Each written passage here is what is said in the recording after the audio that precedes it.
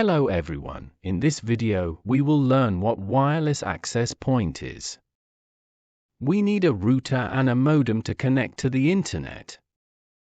The connection devices produced today serve as both a modem and a router. Therefore, we can easily connect to the internet with a single device.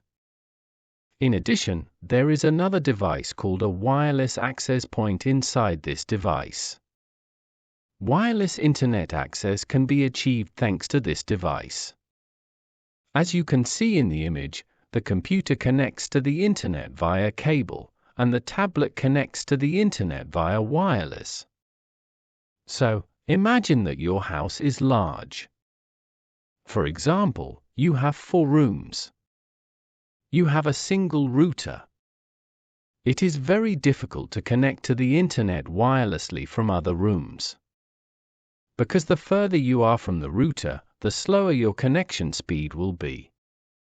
We can use wireless access point devices to solve this. The wireless access point device is connected to the router via cable and physically moved to other rooms. Devices in other rooms can easily connect to the internet wirelessly.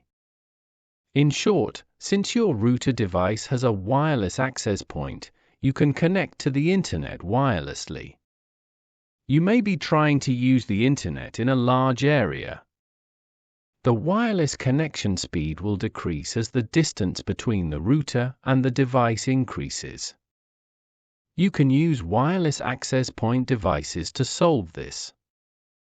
I recommend you to watch other network videos.